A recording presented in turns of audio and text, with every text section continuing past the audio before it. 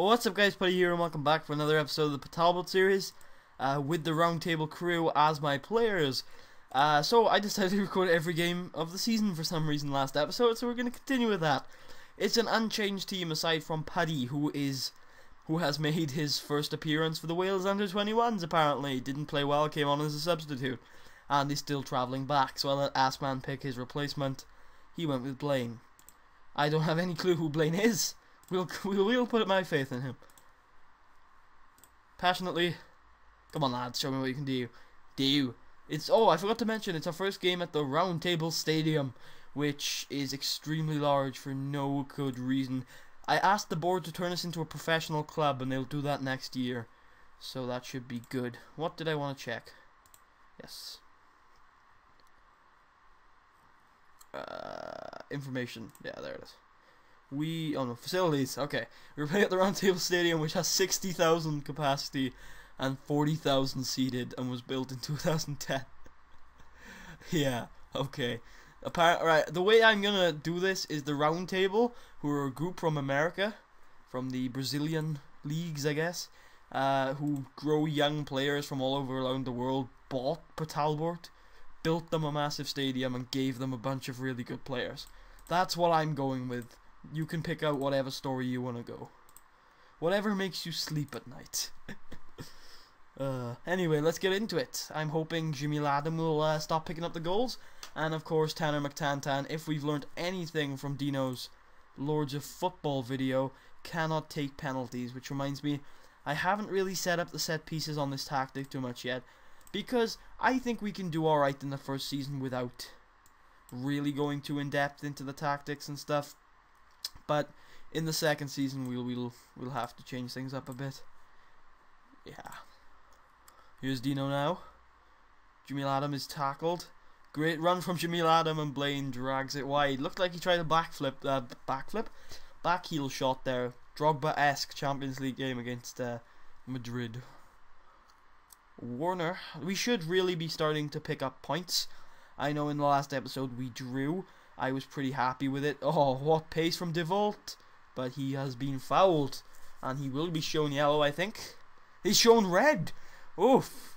Well, that looked a bit harsh on the young lad. Didn't really see much in that challenge. Wasn't a chance that really had to be made. Look at the text. It really didn't seem that dangerous. See, the thing is, in 3D view, I know you can't actually see the foul, but if you look at the text down here, it'll say something like 2-footed challenge. Yeah, I think he went in with 2 feet. Bit unlucky on the lad. Well, we're 10 minutes in at home with 1 man up. Think we need to be taking advantage of that. No, we won't retain possession. That's more of a defensive tactic. But we want to pass into space.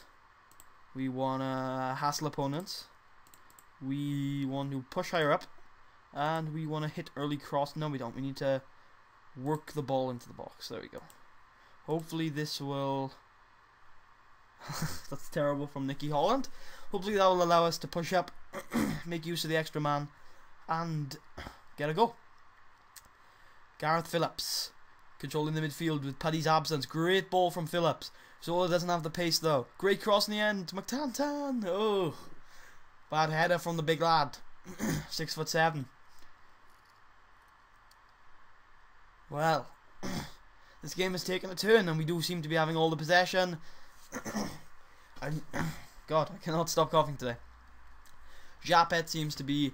Japet was very close there to being the first person to score for Talbot in an English division, but unfortunately he couldn't do it.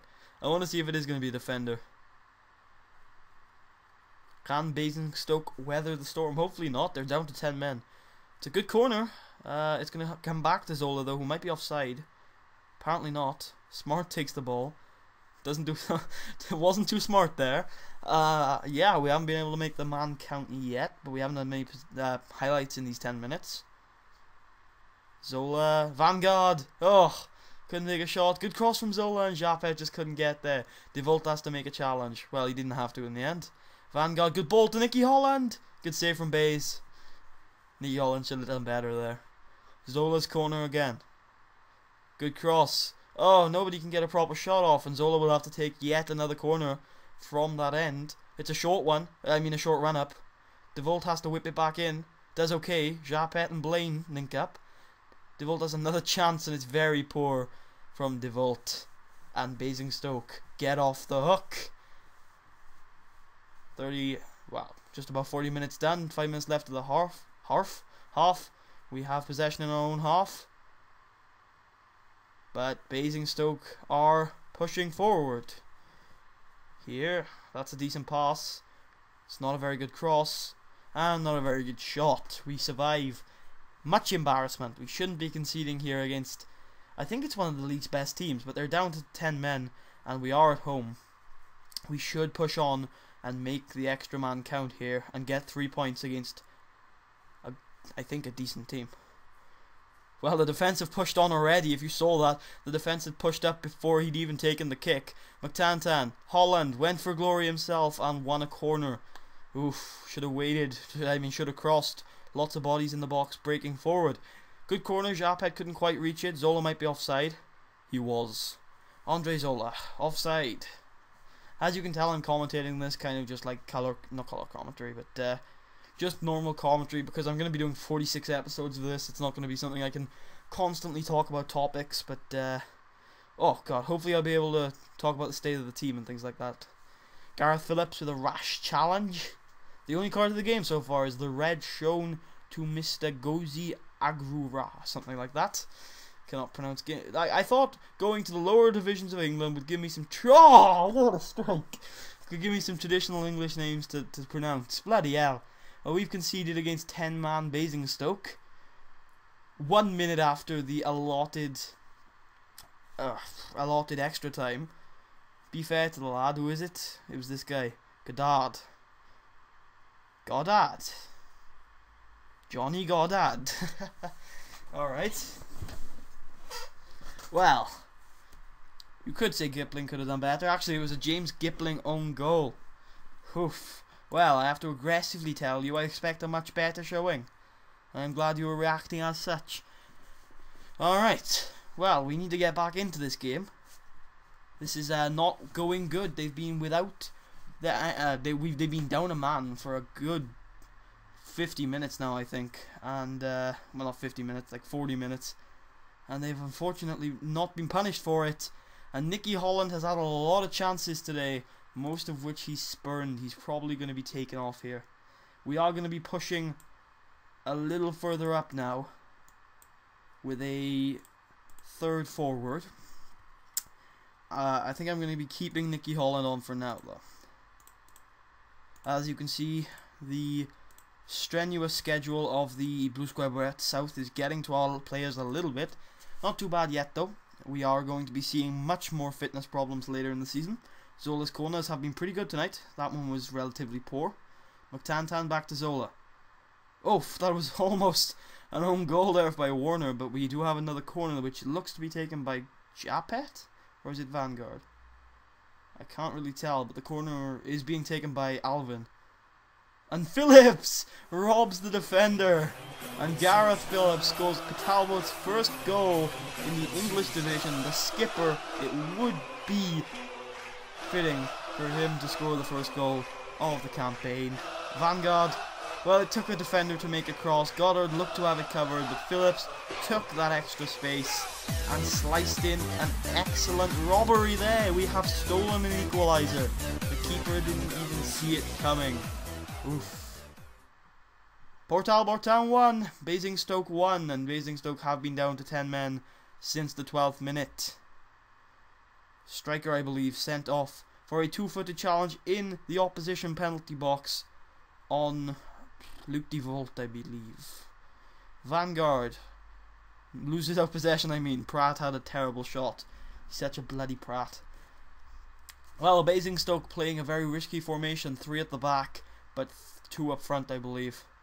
We still haven't been able to make that extra man count, but we have had a lot of the chances. McTantan, good cross, and it's slipped in, and it's Dino, the number 3, who has scored his first goal for the club and has pushed Talbot ahead against Basingstoke. Talbot Town 2, Basingstoke 1. Devote with a nice throw-in. McTantan beating the offside trap with the throw-in rule. Great cross. Deegan had some good movement. And a strong left foot. He stands next to his idol, Jamil Adams, as Dino scores his first goal for the club. Back in our hands, back in our court. We finally made the extra man count. Can we hold on to a lead or perhaps extend it? Pratt and Werner linking up twice. Good run from Werner. Back to Pratt. Devolt with a great challenge. Actually, I think it was a block in the end, and Gipling has to make another save, and he has been beaten once today by an extraordinary effort. Terrible throw in. Japet cleans up well. A big long ball that Dino can get on the end of, and it has reached Jamil Adam, who has been fouled. Dino will whip it in.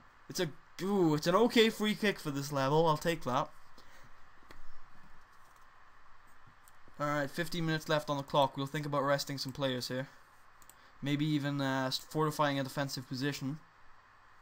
Blaine is okay because Paddy's back from international duty soon. Nicky Holland is going to be an important player to us this year, so we are going to rest him for Edwards to come on.